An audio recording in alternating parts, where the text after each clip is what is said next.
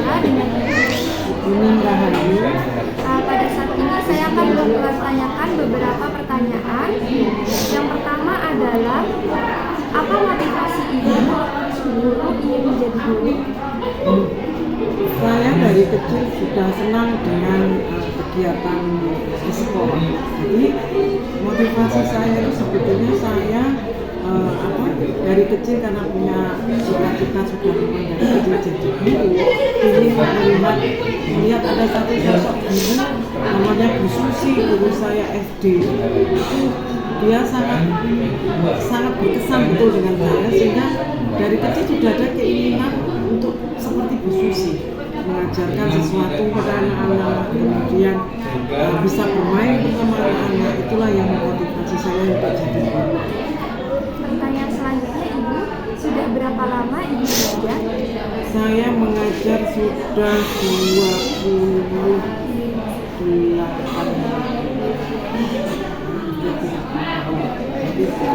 Pertanyaan selanjutnya, metode pembelajaran seperti apa yang sering digunakan?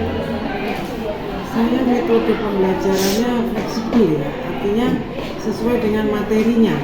Jadi kalau misalkan materinya membutuhkan pembelajaran yang ada di lapangan, saya juga akan membawa anak-anak contohnya seperti pembelajaran materi statistik. Itu sering anak-anak saya bawa keluar mencatat kendaraan yang lalu lalang misalkan dari jauh. Yang saya pakai metode di situ adalah metode storytelling. Belajar dari menggali sesuatu yang ada di luar. Kemudian saya mix, saya campur dengan metode pembelajaran di sini. Ya, jadi nggak bisa dikatakan satu metode saja, tidak. Saya menggunakan metode sesuai dengan materi yang dipelajari. Mungkin bisa diceritakan untuk pengalaman Ibu saat pertama kali bekerja sebagai guru. Nah ya, saat itu saya tahun 90 saya ditempatkan jadi guru di SMP 2 Panji. Dulu namanya SMP 2 Panji, sekarang menjadi SMP 3 Panji. Itu daerahnya di daerah Jubilangan. Untuk akses ke sana, saya waktu itu harus pagi berangkat karena hanya ada satu kendaraan, yaitu kendaraan yang mengangkut orang-orang desa yang lagi mau ke desa itu untuk berjualan. Itu pulangnya kadang saya naik truk tebu. Jadi truk tebu itu yang tinggi itu saya nurut itu dulu. Itu adalah pengalaman yang paling berkesan karena segitunya pendidikan tempatnya belajar itu sampai sejauh itu. Tapi sekarang sudah aksesnya bagus. Bagaimana pendapat Ibu tentang manajemen pendidikan di sekolah ini? Untuk manajemennya, saya kira dari saya ke sini tahun 98 semakin membaik. Ya, seiring dengan perkembangan teknologi, tentu manajemen sekolah juga akan mengikuti perkembangan itu. Jadi tentunya secara keseluruhan manajemennya sudah beradaptasi dengan perkembangan teknologi. Artinya ya semuanya serba digital. Manajemen sekolah semuanya berbasis digital. Hampir semuanya berbasis digital. Yang jelas manajemennya semakin membaik, ya, mengikuti perkembangan zaman. Selanjutnya, apakah Ibu menemukan kendala selama mengajar? Mungkin bisa diceritakan secara singkat kendala yang paling ditemui.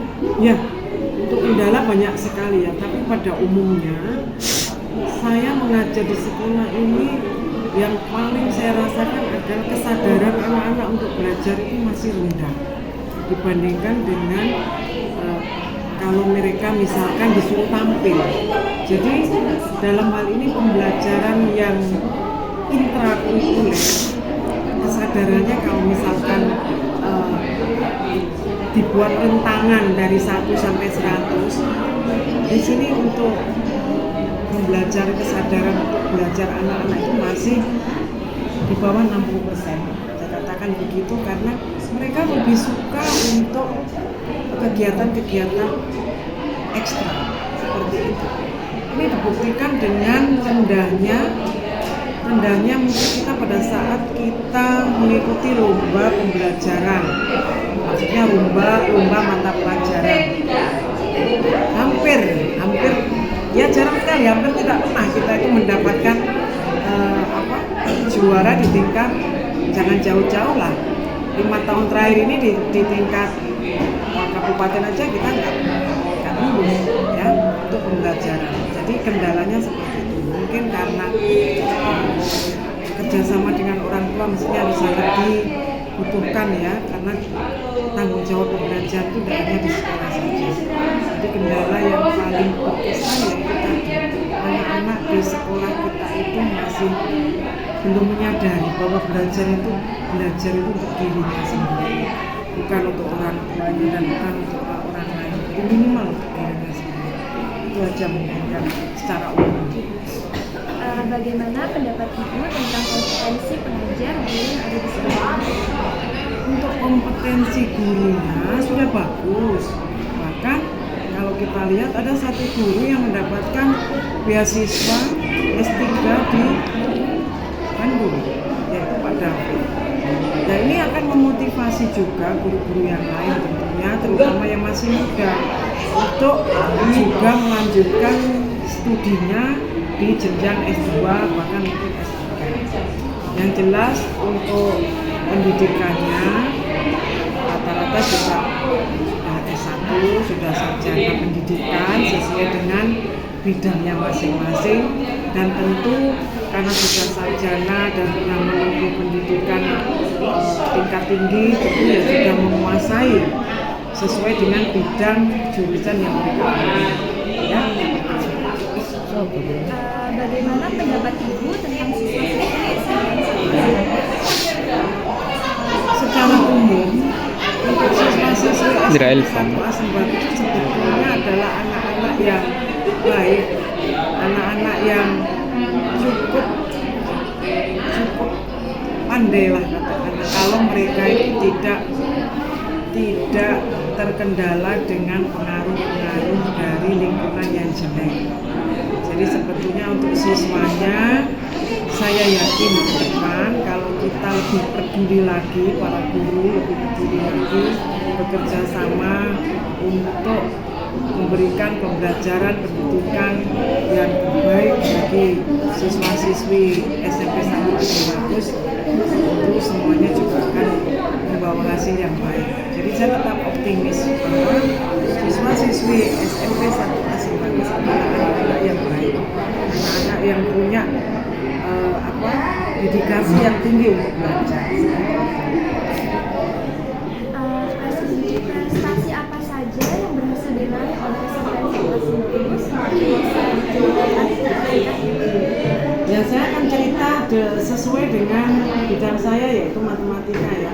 Kebetulan saya 7 tahun yang lalu, karena sekarang sudah berhenti untuk menjadi pembimbing OSN matematika. Sebelumnya pada saat ini tahun-tahun berapa itu ya, 7 tahun ke belakang itu 5 tahun lah. Saya membimbing OSN karena yang namanya Akmal itu terus sampai ke tingkat provinsi. Jadi demikian juga untuk guru yang lain bahkan sampai tingkat nasional, itu ada itu yang tingkat nasional. Jadi sebetulnya ada muncul anak-anak yang luar biasa, tapi anak-anak luar biasa ini kalau tidak diopeni dalam tanda kutip lebih diperhatikan, itu juga tidak bisa maksimal ya. Jadi sebetulnya prestasinya pernah cukup membanggakan, yaitu membimbing anak OSN sampai mendapatkan masuk provinsi ya, juara 1 ini sehingga Untuk pertanyaan yang terakhir, apa harapan Ibu untuk guru-guru di sekolah harapan saya minimal guru-guru sekolah ini adalah lebih memperhatikan tempat bekerjanya. Begini, karena kita belajar sebagai guru belajar mengajar bekerja di sekolah, ya tentu harapannya depan kita ya sama-sama memperjuangkan bagaimana supaya anak didik kita ini ke depannya menjadi anak-anak yang bisa berprestasi, anak-anak yang punya karakter Pancasila yang baik, anak-anak yang bisa jadi kebanggaan sekolahnya, terutama kebanggaan orang tuanya. Untuk guru-guru yang lain ya tentunya harapannya adalah ayo mari kita bekerja sesuai dengan profesi kita masing-masing secara profesional. Artinya apa? Artinya sebagai guru ya bekerjalah sebagai guru secara profesional, lakukan dengan sungguh-sungguh mengajar, mendidik siswa, membelajarkan siswa bagaimana supaya mereka punya pendidikan, punya kemampuan yang baik, punya karakter yang baik, terutama karakter Pancasila, sehingga saya yakin bahwa ke depan anak-anak yang baik dengan dasar karakter yang baik pasti akan menghasilkan generasi penerus bangsa yang maju. Baik, terima kasih atas waktunya Ibu. Mohon maaf apabila ada kesalahan dalam mengucapkan. Sekian dari kami. Terima kasih. Wassalamualaikum warahmatullahi wabarakatuh. Assalamualaikum warahmatullahi wabarakatuh. Waalaikumsalam warahmatullahi wabarakatuh. Perkenalkan, nama saya Muhammad Nurul Ihsan dan teman saya kami dari kelas 8D akan melakukan wawancara dengan Saya Sindari Maulida dari kelas 8A. baik. Untuk pertanyaan yang pertama yaitu mengapa kau memilih untuk bersekolah di SMP 1 Sembagus? Saya memilih sekolah SMP Negeri 1 Asam Bagus yang pertama karena dekat dengan rumah, dan yang kedua SMP Negeri 1 Asam Bagus banyak mencetak siswa dan siswi yang berprestasi. Oke, pertanyaan kedua, hal apa saja yang kamu banggakan dari SMP 1 Sembagus? Pastinya yang saya banggakan yaitu prestasinya baik di bidang akademik maupun non-akademik. Untuk pertanyaan ketiga, bagaimana perasaan kamu saat pertama kali bersekolah di SMP 1 Sembagus? Perasaan saya sangat senang karena saya bisa masuk di sekolah yang populer di wilayah timur Kabupaten Situbondo. Pertanyaan keempat, ceritakan pengalaman kamu saat pertama kali menjadi siswa-siswi di SMP 1 Sembagus. Pengalaman saya yang pertama kali yaitu saat MPLS, pastinya saya sangat senang dengan pengalaman yang cukup baik di SMP Negeri 1 Asam Bagus. Pertanyaan kelima, bagaimana tanggapan kamu tentang sarana dan prasarana yang ada di sekolah ini? Sarana dan prasarana yang ada di SMP Negeri 1 Asam Bagus menurut saya sangat lengkap, seperti adanya smartboard, lab IPA, dan ruang komputer. Pertanyaan keenam, ekstra apa saja yang kamu ikuti di SMP 1 Sembagus? Ekstrakurikuler yang saya ikuti yaitu PMR. Pertanyaan ketujuh, sarana dan prasarana apa yang kamu sukai dan banggakan di SMP 1 Sembagus? Yang paling saya banggakan sarana dan prasarana yaitu smartboard. Pertanyaan ke-8, bagaimana pendapatmu tentang metode pembelajaran yang diterapkan oleh Bapak Ibu guru di SMP 1 Sembagus? Metodenya menurut saya cukup saya mengerti, seperti yang ini project planning. Oke, 9, prestasi apa saja yang berhasil diraih oleh SMP 1 Sembagus? Prestasi yang diraih oleh SMP Negeri 1 Asam Bagus cukup banyak, baik di bidang akademik maupun non-akademik. Oke, pertanyaan ke-10, apakah yang akan kamu lakukan untuk kemajuan SMP 1 Sembagus? Untuk kemajuan SMP Negeri 1 Asam Bagus, saya akan mengembangkan bakat dan minat saya di sekolah ini. Baik, terima kasih atas waktunya. Mohon maaf apabila ada kesalahan dalam kata-kata yang kami ucapkan. Sekian dan terima kasih. Wassalamualaikum warahmatullahi wabarakatuh. Waalaikumsalam warahmatullahi wabarakatuh.